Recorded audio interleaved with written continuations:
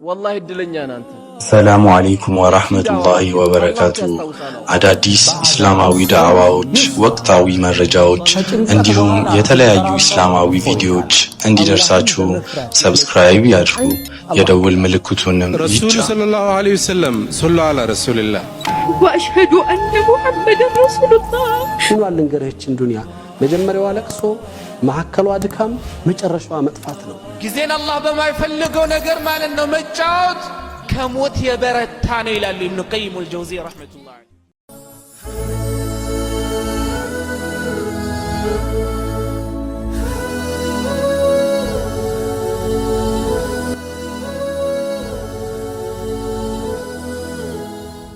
ግለሰቡ የተወዳጁን የመልእክተኛ ስም የነቢዩ መሐመድ ሰለላሁ ዐለይሂ ወሰለም ስም የያዘ ግለሰብ ነው።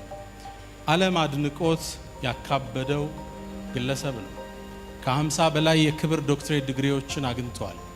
2006 ላይ የኖቤል ፕራይስ ዊነር ነበር። ይህ ግለሰብ ማን ነው? ታሪኩስ? ሀገሩን እንዴት አፋፍ ላይ አግኝቶ ታደጋት? በኢኮኖሚ መጨካከኑ ወቅት እንዴት አዛኝ ሆኖ ለህዝብ ወድቆ ህዝብን አነሳ? አብረን እንቆያለን። ግለሰቡን ትንሽ ታውቁት ዘንድ ከአንድ ምሁር ንግግር እነሳለሁ። ግለሰቡ ስቲቨን ኮቪ ይባላል። ግለሰቡ በዚህ መጽሐፋቸው ይታወቃሉ። The 7 Habits of Highly Effective People 7 Habits 7 ልማዶች Highly Effective People ውጤታማ ሰዎች አሉ። እነዚህ ግን 7 ባህሪ የሚያሟሉ ቋሚ ልማድ ያደረጉ ሰው ሃይሊ በደማቁ ውጤታማ ሰዎች ናቸው። እነዚህም ባህሪያት ያገኟቸው የ200 ዓመት የሊደርሺፕ የስነ ለውጥ መጽሐፍትን ሳገላብጥ ይላል። ሊተሬቸሮችን የ200 ዓመት ሳገላብጥ ዓለም ላይ ስኬታማ የሆኑ በደማቁ የተወሱ ሰዎች የሚያመሳስላቸው 7 ባህሪ አለ። 7 Habits ሃይሊ ኢፌክት። ይሄን መጽሐፍ ጽፈው ተጨበጨበላቸው። ግለሰቡ ወደ 48 ቋንቋ በላይ ተተርጉሞላቸዋል። ከ28 ሚሊዮን ኮፒ በላይ 28 ተሽጦላቸዋል። ይህን ከጻፉ በኋላ ግን አይ ኢፌክቲቭነስ ብቻ ይበቃማል፣ ግሬትነስ ያስፈልገዋል። ታላቅነትን ለማብራራት የተጠቀሙት ታሪክ አሁንም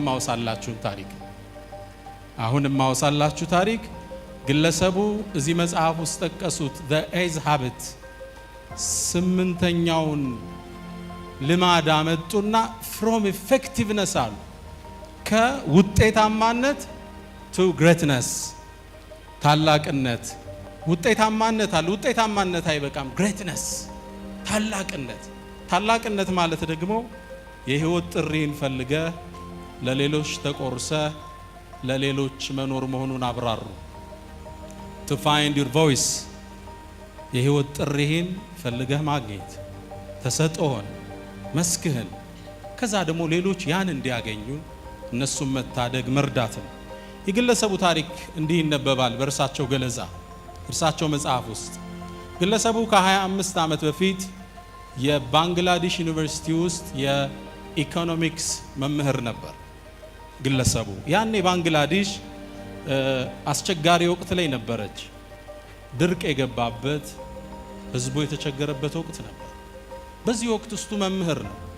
የህዝቡ ሁኔታ ያሳስበው ነበር። ምን ላድርግ? ህዝቤ ችግር ውስጥ ነው፣ ረሃብ ውስጥ ነው፣ ምን ባደርግ እታደገዋለሁ የሚል ጭንቀት ወርሶት ከቦት ነበር።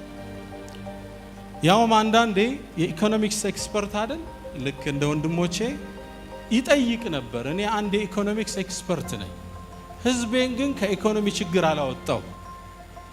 ይሄ ነው ፕሮብሌማችን። የዘ ፖለቲሽያን ግን የፖለቲካል መመሰቃቀልን ነው የሚያመጣብን። ምንድነው የአንድ ኢኮኖሚስት ሚና? ህዝቡን ከኢኮኖሚ ችግር ማውጣት ነው። የፖለቲከኞቹ ሚና ህዝቡን የፖለቲካል ቁርሾስ ማዳን ነው። የሸኾቹ ሚና ህዝብን በፍቅር በሰላም በአብሮነት መምራት ነው። እሱ ራሱን ይጠይቅ ነበር። እኔ ኢኮኖሚክስ ኤክስፐርት ነኝ፣ ህዝቤ ችግር ውስጥ ነው፣ እሱን ለማዳን ምን አደረኩ? የእሱ ጭንቀት ነበር። ሁሌ እንዲህ ስትጨነቁ 3 የለውጥ እርከኖች አሉ። የመጀመሪያው ጥያቄ ነው። ምን ላድርግ? ምንድነው መፍትሄ የሚል ጭንቀት ቁዘማ አለ፣ ማሰላሰል አለ። ሁለተኛ ሰው ዋት እኮ ምን ላድርግ ብለህ ለእርምጃ የመንደርደር ነው። ሶስተኛው ናው ዋት ውጤት ተኮር እርምጃ ከቲዮሪ ወደ ፕራክቲስ የምትወርድበት ነው። ሶስቱ እንዴት አለፋቸው? በግርድፉ እንንካ። ግለሰቡ ምን ወሰነ? ቢሮ ላይ ቁጭ ብዬ ስለነሱ ከማሰብ ከመቆዘም ለምን አልወርድም? መንደሮች ውስጥ ምንድነው ያለው ችግር? ባንግላዴሽ ባደረጃጀቷ መንደራዊ ነች። በርካታ ሺህ መንደር ነው ያላት። ከአንዱ መንደር ላይ ወረደ። የመልካም አጋጣሚ ሆኖ በርጩሜ እየሰራች ቀርቃሃ ታውቃላችሁ። ከበርጩሜ የሚያምር የምትሰራን አንዲት ሴት ጋር ተገናኘ። በርጩሜውን በጣም ወደደው። ጠየቃት፣ ይሄን የሚያምር በርጩሜ ሰርተሽ ስንት ይከፈልሻል አላት። ግለሰቧ ምን አለች? ለኛ ለወሬ እንዲመች 2 ብር ብቻ ይከፈለኛል አለች። በጣም ቢዩቲፉል። ቀኑን ሙሉ ስትሰራ ቆይታ 2 ብር ነው የሚከፈላት። እንዴ ዋይ አላት። እንዴት አላት? እንዴት 2 ብር ትቀበያለሽ? እንዴት ነው እንደዛ የሚሰጡሽ? አይ እሷ ምን አለች? እኛ ቀርቃሃ የመግዣ ብር የለንም፣ ድሆች ነን። ቀርቃሃውን የሚሰጡን ትሬደሮች ናቸው፣ ባለሀብቶች አሉ። ቀርቃሃውን ያቀርቡልንና 2 መስፈርት ያስቀምጡብናል። የመጀመሪያው እነሱ ባወጡላቸው ፊክስድ ፕራይስ እንዲሸጡ። ሁለተኛው መስፈርት ደግሞ በጣም በዳይ ነው፣ የሚሸጡላቸው ደግሞ ለነሱ ብቻ እንዲሆን። አያችሁት? እነሱ ያወጡላቸው ዋጋ አለ፣ የሚሸጡት ደግሞ ለነሱ ብቻ ነው። ለሌላ የማስተላለፍ እድል እንኳን የለም። የተሻለ ገበያ የመፈለግ እድል እንኳን የለም። በጣም አዘነ። ሰዎች እንዴት የሰውን ችግር እንዴት እንዲጠቀማሉ? እነዚህ ሰዎች 20 ብር አጣው ቀርቃሃ መግዣ ሙሉ ቀን ሲለፉ ነው እንዴት 2 ብር ይከፈላቸዋል? እንዲህ አይነት የህዝብን ችግር ተጠቅመው ራሳቸውን ለማደለብ የሚጥሩ ጨካኞች አሉ፣ መጨካከኖች አሉ። ወንድሞች ያብራሩት እሱ ነው። መሰል ሰዎችን አንድ ገጣሚ በዚህ መልኩ አስቀምጧቸዋል። ይሄ የሰዎችን ቀፍድደው ባርነት ውስጥ የከተቱትን አሰሳ ስጋ ብለውታል። ግጥሟ እልፍ ከሲታዎች፣ ግጥሟን ስሟት። እልፍ አላፍ ከሲታዎች፣ እልፍ ከሲታዎች ቀጥነው የሞገጉ ስጋችን የት ሄደ ብለው ሲፈልጉ በየሸንተረሩ በየጥጋ ጥጉ አስሰው አስሰው በምድር በሰማይ አገኙት ቦርጭ ሆኖ አንድ ሰው ገላለይ ይላል።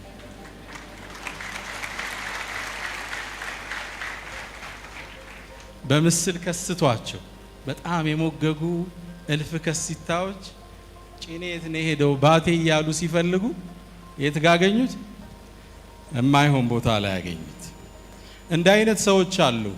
አገራችንንም የኢኮኖሚ ልሽቀት ውስጥ የተቷት እነዚህ ናቸው።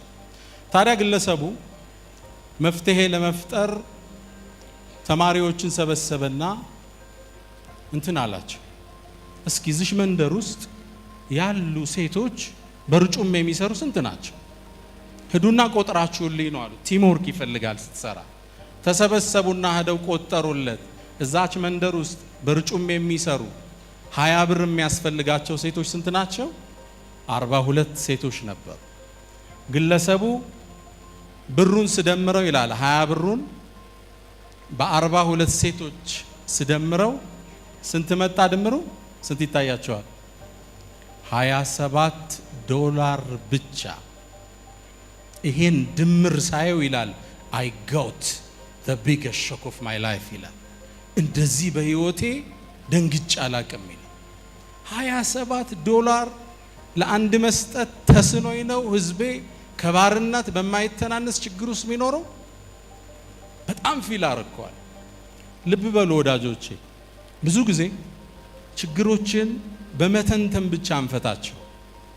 ገዝፈው የሚታዩን ነገሮች ቀርበን ስንሞክራቸው መፍትሄያቸው ቀላል ሊሆን ይችላል። ታዲያ ይህ ግለሰብ ስማቸው መሐመድ ዩኑስ ነው።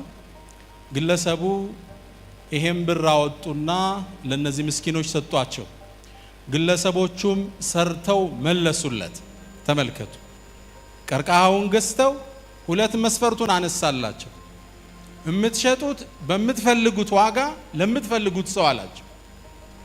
መሸጥ ጀመሩ፣ አተረፉ። ብሩን መለሱለት። አሁንም ሰጣቸው፣ መለሱለት። አቅሙ ሲያንሰው ለምን መንደሮችን ለማብዛት ማልበደር አለ። ባንክ ጋር ሄደ። ባንክ ጋር ሄዶ እነዚህ ምስኪኖች አሉ ሰርተው ሰጠውኛል አበድሯቸው አለ። ባንክ ሊቀበል ነው? በጭራሽ አሉት። ለምን? ባንኮቹ መስፈርታቸው እኛ ደሃን አናበድርም። ግልጽ ነው። ምክንያቱም ይሄ ደሃ የሚባለው ማህበረሰብ ክፍል ኮላተራል ሚያዝ ነገር የለው። ይሄ ደግሞ በባንክ ቋንቋ ክሬዲት ወርዝ አይደለም፣ ለአቅመ ብድር አልደረሰም አሉ። ይሄን አሰራር ደግሞ የባንኩ ስርዓት አይፈቅድም ሶሪ አሉት። ይሄ ትልቅ ፈተና ነው አይደለም?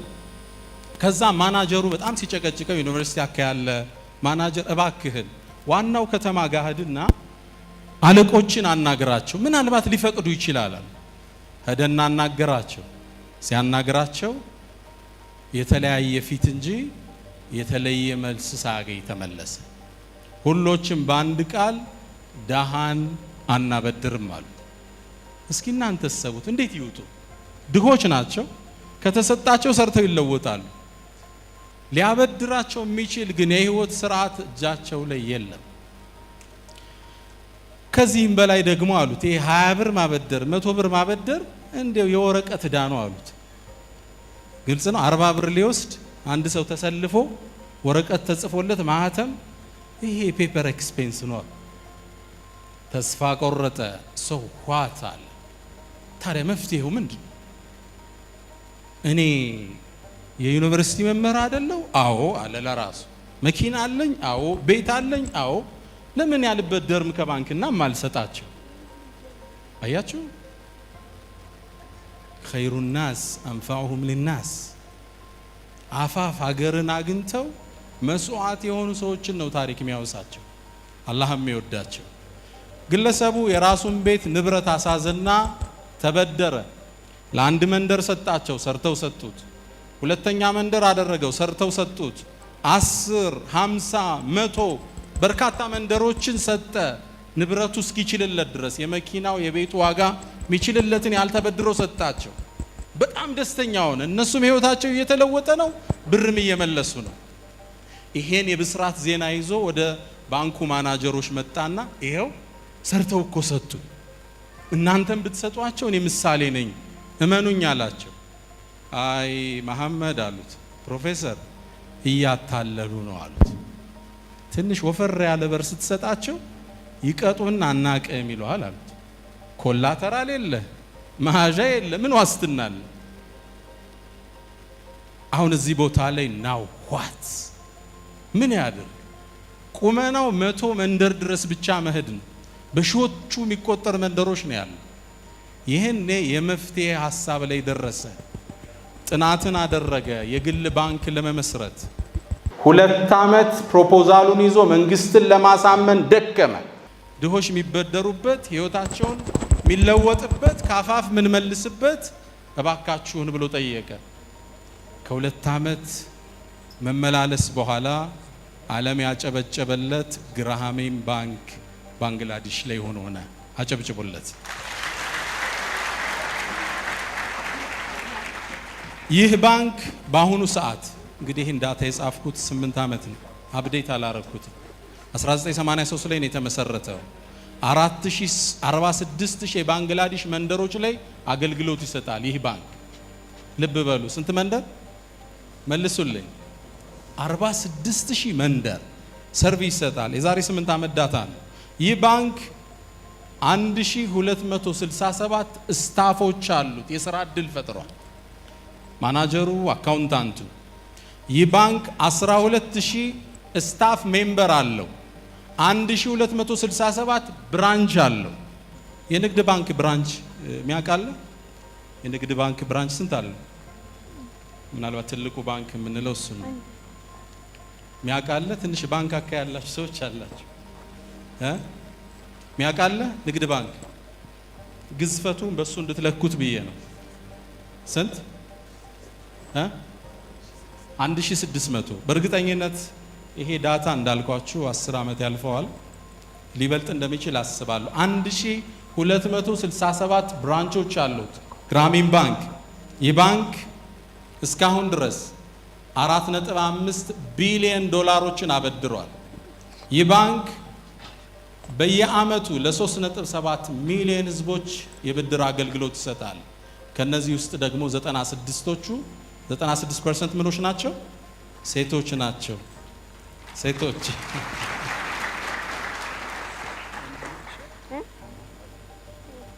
በዚህ አልቆመም።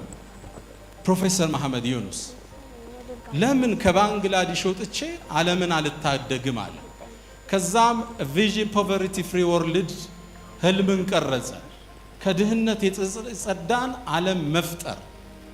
እሱንም ለማድረግ ማይክሮ ክሬዲት ፋይናንስ ሙቭመንትን ጀመረ።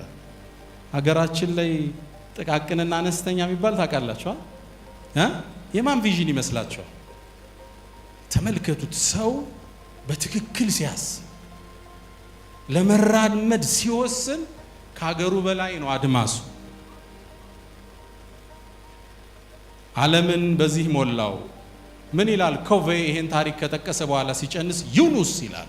ፕሮፌሰር ዩኑስ found his voice የህይወት ጥሪውን አገኘ። መስኩን ለይቶ አወቀ። ሌሎችም ጥሪያቸውን እንዲያገኙ ህይወታቸው እንዲለወጥ መነሻና መድረሻ ሆናለ። ግለሰቡ ከ50 በላይ የክብር ዶክትሬት ዲግሪ ዓለም ሸልመዋለች። የኖቤል ፕራይዝ ዊነርም ነበሩ ግለሰቡ 2006 ላይ። ምን እንማራለን? ሞራል አጭር ሰዓት ነው ያለኝ። አፋፉ ላይ ነው የሰጡኝ ፕሮግራሙ። ከፊት ገፍተው ሞራል ምን እንማራለን? አንደኛ ጥር ላርገው ሊደርሺፕ ሌሎችን ማገልገል የምርጫ እንጂ የፖዚሽን ጉዳይ አይደለም። ፕሮፌሰር ዩኑስ ስልጣን አልነበረው። የዩኒቨርሲቲውን ፕሬዝዳንት አይደለም፣ የቀበሌ ሊቀመንበርም አይደለም። ተነሳሽነት ለመለወጥ ስትነሳ ፖዚሽን አይደለም፣ ፖለቲካል ፖዚሽን አትመኝ። ከነሱ የተሻለ አቅም አለ። ጋንዲን ውሰዱ። ጋንዲ ሊቀመንበር ነበር፣ ስልጣንም አልነበረው። ኢንፍሉዌንሱ ግን እዛም እዚህ እናገኘዋለን። ይችን አባባል እወዳታለሁ፣ አይንሽታይን ነች። all that is necessary for the triumph of evil እኩይ ድርጊት፣ እኩይ አስተሳሰብ ህይወት እንዲሰራ የሚያስፈልገው ብቸኛው ግብአት good men do nothing ጥሩ ሰዎች የሚሰሩት የለም። ፌስቡክ ላይ የሚጽፈው ኢንተሌክቹዋል ያልሆነው አክቲቪስቱ ነው። ፖለቲካው የሚያወቀው እሱ ነው። አንዳንዱ ቻናል በሁሉም ነገር ላይ መተንተን አቅም አላቸው። እንዲህ አይነት ተአምር እንዲህ በሆነ ሐሳብ ላይ ስጥ በሁሉም እያንዳንዱ ስፔሻላይዜሽን አለውና ይችን አይንሽታይን ከሚላት ነው። እግሬን እጥር ላርግላችሁ ለማጠቃለል the secret of living is giving ይችን ግጥም ወዳታለሁ። አብረና አንብባት። I sit in solitude ብቻዬን ቁጭ ብዬ ከራሴ ጋር ጉባኤ ያደረኩ and contemplate life ህይወትን ዳሰስኳት። I ask what can be done only by my mind አንድ ሰው ምን ሊሰራል ብዬ አሰብኩ ይላል ግለሰቡ። መልሱም መጣልኝ a goal you must find ወዳጆቼ ትንሽ ብዙ ጊዜ ስብሰባ ነው አረ ምን ወደው ከራስ ጋር ስብሰባም ይባላል። ዑለማዎቻችን ሙሐሰባም ይሉታል። ነፍስን የህይወት አቅጣጫን የት ላይ ነው የቆምኩት? አሁን ያለሁበት መስመር ትክክል ነው ወይ? ልውጣ ነው ወይ? ከራስ ጋር ምንድነው ተሰጦዬ? እድሜ እየገፋ ነው፣ ምንድነው ጨምሬ ለህድ የምችለው? ከራስ ጋር ጉባኤም ይባላል። ቁዝም ስልክ ተዘግቶ ከህይወት ጫጫታ ወጥተህ ትንሽ ደቂቃ ይፈልጋል። every week ማታ ማታ ብቻ ነው ስታረግ you need to contemplate life ቁጭ ብለህ ማሰብ ይፈልጋል። ብዙ ተሰጦ ውስጣል። አንድ ምሁር በቅርቡ ያወጡት ጽሁፍ ምድራችን ላይ ከርሰ ምድር ውስጥ ካሉ ውዱ ንብረት የሚገኘው መቃብር ውስጥ ነው። ለምን ሲባሉ በርካታ ተሰጦች በርካታ አቅሞች አገልግሎት ሳይሰጡ ከርሰ ምድር ውስጥ ገብተዋል። ነዳጁ አይደለም፣ ዳይመንዱ አይደለም። የሰው ልጅ ግዙፍ ተሰጥኦ አለ ዓለም የሚለውጥበት ሳይጠቀመው ቀብር ውስጥ ገብቷል። ለዛ ነው ሆንድ ሄነሪ ዳይ ኢምፒቲ ሚል ጽፏል። ከዚህ ተነስቶ ነፃ ሆነህ ሙት ይላል። ባዶ አራግፈው አላህ የሰጠህን ተሰጥኦ ተጠቅመው ትውልድን ለውጠ አገርን ካፋፍ ታድገ ነፃ ሆነህ ሙት ሚል መጽሐፍ ጽፏል። ራሴን ጠየቅኩት፣ አሰላሰልኩ፣ ምን ላደርግ ብዬ አሰብኩ። ሐሳብም መጣልኝ። ህይወት ግን መያዝ አለብህ። አቅጣጫዬን ቀረጽኩ። የሰው ልጆችን ለመታደግ ወሰንኩ። it is your special blessing helping others to live ላንተ ትልቅ መባረክ ማለት ለሌሎቹ የመኖር ተስፋ አስተው።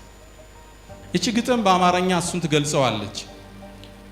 አንዲት ፍጡር ካዳንኩ ባዘን የምትደማ ኖር ያለው ላለው ምንም ሳላቅማማ ወጋት የሰቀዛት አንዲት ነፍስ አግኝቼ ከስቃይ ባወጣት እጆቼን ዘርግቼ ወይም አንዲት ድንቢጥ ከመሬት አንስቼ ጎጆዋ ባስቀምጥ እስትንፋስ ዘርቼ ምንም አላፍርበት ኖር ያለው ለማለት አትሊስት ለመኖራችን ምላሽ የምንለው ነገር አለ። አይ ዲድ የሆነች ነገር አድርጌያለሁ፣ ኮንትሪቢዩት አድርጌያለሁ። አስተዋጽኦ ባላረግ ቢያንስ አልጠለፍኩም፣ ዝምታ መርጠሃል። እንደ ማጠቃለያ የሰው ልጆች ዩኒቨርሳል ሂውማን ኒድስ አሉ። ዓለም አቀፋዊ የሰው ልጆች 4 ፍላጎቶች አሉ። 4 ኤል ይሏቸዋል። አንደኛው ሊቪንግ ነው። የሰው ልጅ መኖር ይፈልጋል። ተመችቶት ደልቶት ቤት ውስጥ መኪና ኑሮት መኖርን የመጀመሪያ ዩኒቨርሳል ኒዱ ነው የሰው ልጅ።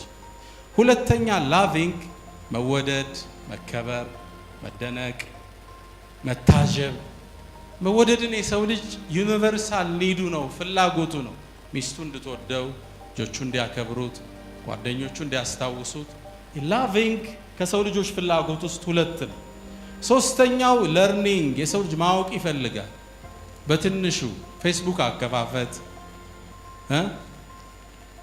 ዋትሳፕ አላላክ፣ ግሩፕ አመሰራረት፣ ኮምፒውተር ማከፋፈት፣ ኮምፒውተር መማር፣ መኪና መንዳትም መማር፣ whatever learning የሰው ልጅ ማወቅ ይፈልጋል። something ሸሪዓ እውቀትም መማር፣ ዩኒቨርሲቲ መማር፣ learning ዩኒቨርሳል ኒዶች ውስጥ አንዱ። የመጨረሻው የፍላጎቱ የሰው ልጅ ጣራ ግን 4ኛው living a legacy አሻራን ጥሎ ማለፍ። ታሪክ ሲገለጽ በመልካም የሚያወሳው ነብዩላህ ኢብራሂም አለይሂ ሰላም እንዳሉት ወጀዐል ሊሳነ ስድቅን ፊል አኺሪን፣ በቀጣዩ ጄኔሬሽን በበጎ እመወሳ አድርገኝ ይላሉ። ሰው መልእክቱ ጥር ሲል ሀገራችን ታድገን ካፋፍ መልሰናት ህዝባችን ጠብቀን ሌጋሲያችንን ጥለን እንለፍ ለማለት ነው። እጅግ በጣም አመሰግናለሁ።